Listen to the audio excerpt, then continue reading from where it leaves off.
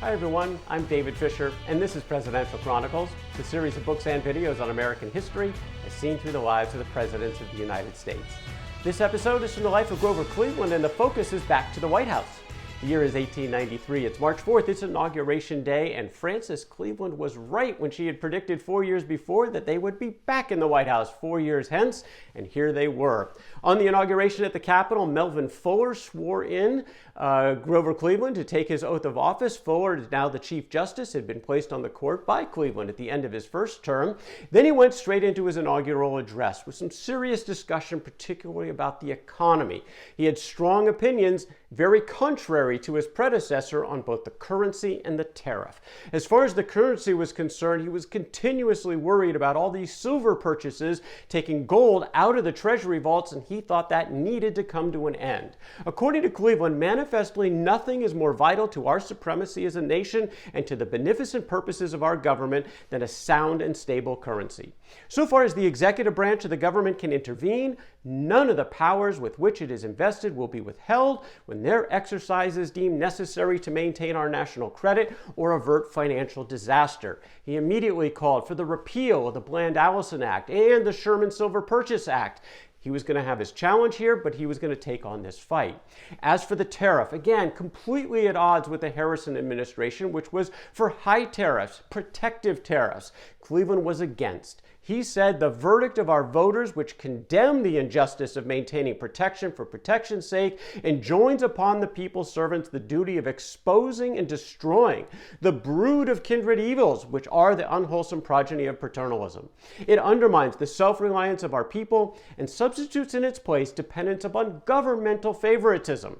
It stifles the spirit of true Americanism and stupefies every ennobling trait of American citizenship. He was going to fight to bring that tariff down. Getting the old band to get back together, that was part of the notion of Cleveland as he started putting his cabinet in place, but a couple of the key people, they had kind of moved on. So Thomas Bayard turned him down, Charles Fairchild turned him down for coming back. So he had some new folks who were coming in, including his friend Walter Gresham from Indiana as Secretary of State. The economy was going to be critical, so he actually went into Congress and got John Carlisle, congressman, to be a Secretary of the Treasury. And then another aggressive member of his cabinet was Richard Olney, who was a railroad attorney, very little experience in politics, but coming in as the Attorney General, and he would play a key role in the administration. Cleveland also changed his mind from his first term that he was willing to bring friends into the cabinet. Gresham was a friend, as was Shan, Bissell, his longest friend. He came in as the Postmaster General, and Daniel Lamont, who had been his loyal personal secretary since the days in New York as the governor's office, he was rewarded with the Secretary of War. Now, under Cleveland, that job didn't have a lot of responsibility, so Lamont hung around the White House a lot and frankly was still there to do anything he could to help his boss. One thing that they all had to deal with were office seekers. It's a new presidential term, a changeover. Would there be changeover and new jobs available? Well, again, Cleveland adhered to the Pendleton Act, the civil service reform. He was a leader in that area. He was not going to do wholesale changes. Didn't stop these office seekers from showing up, so Cleveland did something when no president had done before. He said, I'm not meeting with any of you. I will not discuss office seekers with any person. In fact, that's all up to the cabinet from now on. The president has more important things to do. Bit of a change for presidents there. Now, for Grover Cleveland, he had very little on his plate from foreign affairs in his first term, but he had something right at the very beginning of his term in foreign affairs here the second go-around, and it had to do with Hawaii. Hawaii. There were only about 2,000 Americans on the Hawaiian Islands, mostly entrenched in the business area, in the agricultural sector. And they had a lot of influence on the Hawaiians because they were prominent in business. And there was a long time push to annex Hawaii to the United States. But the Hawaiians were resistant to that, and they had a royal government, and most of the Hawaiians seemed to want to stay that way. They wanted economic transactions with all the countries of the world, but they wanted to stay independent. Well, there was a rebellion just at the end of the Benjamin Harrison administration, and the Queen's royal government was overthrown. The United States was not silent on this because the minister on the ground, John Stevenson, who was pro-annexation, took action. He went to the USS Boston, which was in the harbor there in Hawaii, and he pulled 160 Marines and a couple of pieces of artillery off that vessel, made it available to the rebels. Well, that pretty much ended the fight, and the rebellion was complete. Stevenson went further. On his own authority, he declared a protectorate over the Hawaiian Islands by the United States. He even authorized American flags to be flown over government buildings. The question is, what was the American government going to do back in Washington, D.C.? This is the last couple of months of the Harrison administration. Well, liaisons went from the new government as they placed Sanford Dole, a member of one of the justices of the Hawaiian Supreme Court, was now the president of this new entity in Hawaii. And Dole had spent most of his life in Hawaii. He was the son of American missionaries, very pro-annexation.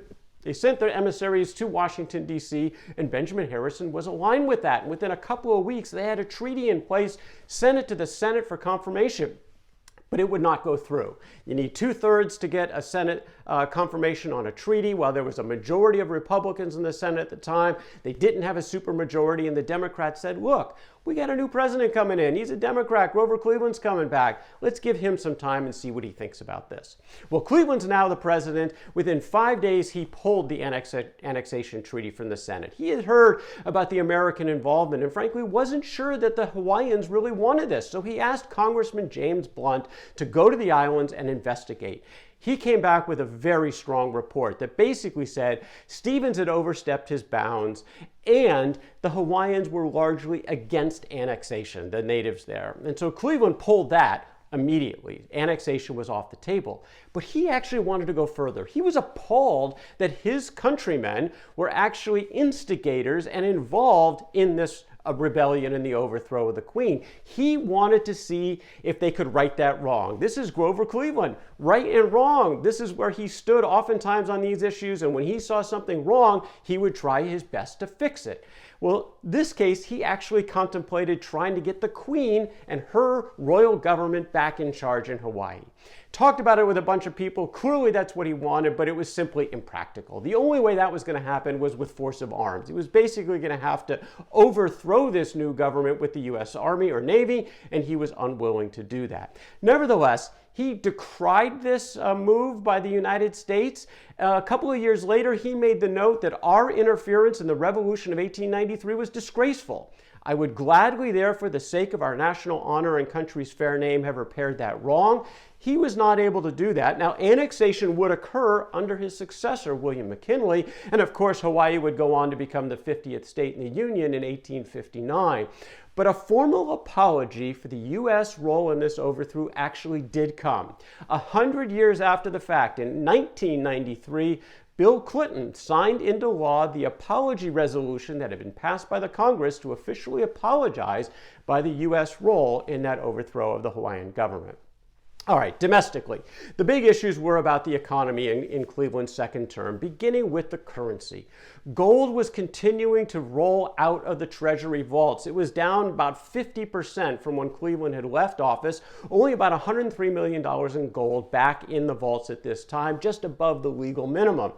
Cleveland believed, like all the post-war presidents really except Harrison, that you had to stay on the gold standard or the creditworthiness of the United States was going to fall apart because gold was the only currency in the world that was stable. A dollar coin anywhere in the United States was the same value of a dollar coin anywhere else in the world. Silver, that was not the case. Silver fluctuated greatly relative to gold. In fact, it was highly inflationary, and the typical trend was the value of silver would go down. So if you're paying debts back in silver, you're actually paying a reduced amount. And Cleveland felt this was impossible for the United States to do, or the full faith and creditworthiness of the United States would fall apart, and trade would fall apart with it.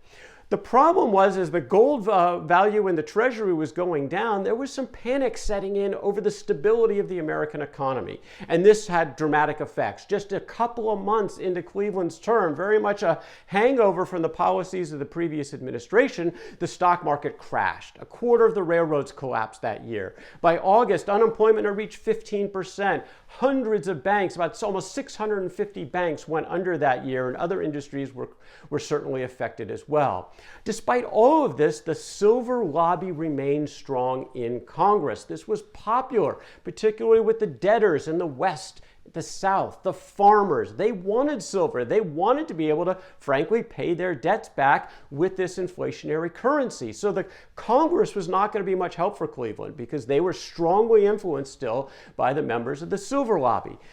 Cleveland only had a couple of things in his toolkit that he could do. But one of the things he could do was to force Congress to come back to session to deal with this and hopefully get rid of those mandatory purchases from Bland Allison and the Silver-Sherman Purchase Act. So he decided to call Congress back into session. That was his opportunity based on the Constitution. Not waiting for them to come back in December when they were scheduled. This is at the end of June. He's calling for them to come back in August. About a 6-week delay. Why the delay? Well, most people thought, well, it just takes time back then to get everybody together. But there was actually something else going on. Grover Cleveland, by many accounts, was one of the most honest presidents in the history of the United States. But he was about to perpetuate one of the greatest deceptions in the history of the presidency of the United States. On May 5th, just a couple of months into this term, he discovered a tender spot on the roof of his mouth. About a month later, he was examined by Dr. R.M. O'Reilly, who looked at that growth, deemed it to be cancerous. At least that's what he thought. It was about the size of a quarter. He had it tested, and indeed it came back malignant. He then contacted Dr. Joseph Bryant, who was the longtime personal physician for Cleveland, and Bryant came to the White House, examined his patient, and he told the president flat out, were it in my mouth, I would have it removed at once. Well, Cleveland agreed, but he was also nervous. Not nervous about himself. He was nervous about the country. The economy was falling apart. His vice president, Adlai Stevenson, was actually pro-silver. The last thing he wanted was more panic in the United States regarding the health of the president. So the deception kicked in. They would have the surgery, but he would do it in complete silence and secrecy. Only one cabinet member was informed, and that was Daniel Lamont, his close friend and colleague from these many years. The medical team, a small medical team, was gathered. They were in the know, a couple of family members, and also Cleveland's fishing buddy, Elias Benedict, was involved. Why Benedict? Because Benedict was willing to make his yacht, the Oneida, available to Cleveland on which to have this surgery. So this was it. Nobody else knew. The plan was on June 30th, people started gathering at the pier in New York, where the Oneida was waiting for them. Frances Cleveland was not going to be going on this trip because she was pregnant at the time. They decided to send her straight to Gray Gables, their summer retreat, and Cleveland would join there once the surgery was over. As far as the messaging was concerned, this was a fishing trip. Nothing to see here. Cleveland was just going out on yet another trip on the yacht with his friend. Well, they set off on July 1st, slowly moving up the East River. Cleveland was brought into the living quarters where he was sat upright in a chair, given nitrous oxide at 1:14 p.m. Dr. Bryant and Dr. W.W. Keene were the lead surgeons, and things were flawless from a medical standpoint. Fortunately, the growth was entirely inside the mouth of Cleveland, so there would be no external incision, and once the swelling would go down, nobody would know that there was any real major surgery being done in this particular case.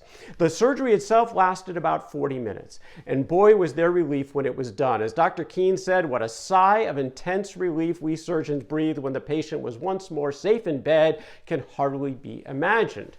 Well, Cleveland was an excellent patient. Lost a little bit of blood, never complained. He was back on deck, in fact, the next day and ready to get off the boat by July the 5th.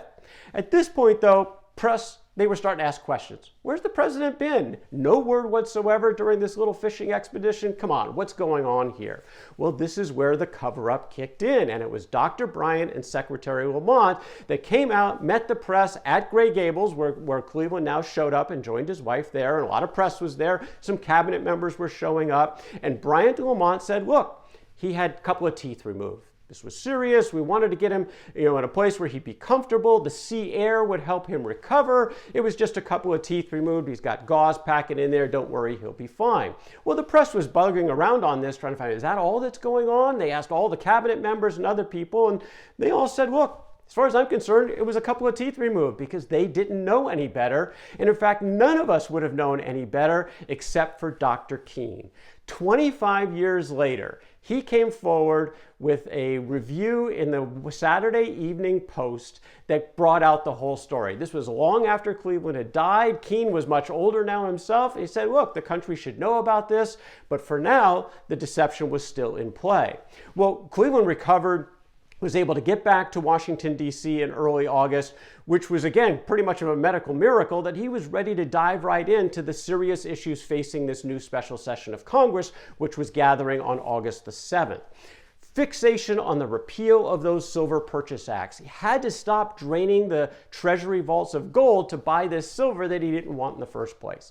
Debates went on for about 15 days in the House. It actually passed fairly easily there. The Senate was going to be much tougher. Very intense and heated debates over this repeal measure. At one point, a compromise was floated.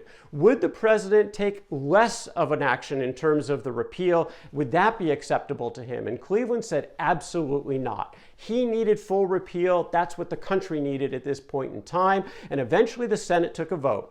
October 30th of 1893, they voted and passed the repeal of those silver purchase acts by the tune of 48 to 37. The New York Times gave the credit right to Grover Cleveland. According to the Times, at that moment, as often before, between the lasting interests of the nation and the cowardice of some, the craft of others in his own party, the sole barrier was the enlightened conscience and the iron firmness of Mr. Cleveland. He got what he needed. He felt he helped the country, but it came at a cost, a big political cost, because he threw all his political capital into this. He wanted to pivot immediately to the tariff. He was upset about the McKinley tariff that had come along in the Harrison administration that shot rates up. He wanted to bring those down, but his political capital was pretty much shot. He worked with William Wilson on the tariff. He was the chair of the House Ways and Means Committee. They got something through the House that actually he was pretty pleased with. Not as much as he would have wanted, but still acceptable. It went to the Senate, where the senators hacked it to death. 600 amendments were proposed, one after another, taking bites out of this reductions to the point where basically it was unrecognizable. Cleveland was hoping the conference committee between House and Senate would actually put some of the tariff cuts back, but the senators wouldn't balk. It was take it or leave it. You get a few reductions here and there, but again, very little. Well, Cleveland was disgusted by this. He was embarrassed by it as well, because he really put his political capital out there. He just didn't have a lot left. So Cleveland had a decision to make. Should he veto it? Should he sign it? He did something different. He let it become law because there were some reductions, but he would not put his signature on it. He put it in a drawer, and eventually it becomes law automatically, but without his signature, which was telling about what he thought about this act. He was disappointed, but he also realized that silver currency purchasing had to come first. He said after he left office, "I have always regarded focusing on silver before tariff reform as the most self-sacrificing and patriotic service I have been privileged to render my countrymen." The problem was, the problems weren't resolved. The economic challenges of this second term were going to continue for Grover Cleveland, but that is the story for another day. That's Grover Cleveland and Back to the White House from the life of Grover Cleveland. For more presidential chronicles, check out my books on Amazon.com, and don't forget to subscribe to my YouTube channel. Until next time, I'm David Fisher. This is Presidential Chronicles.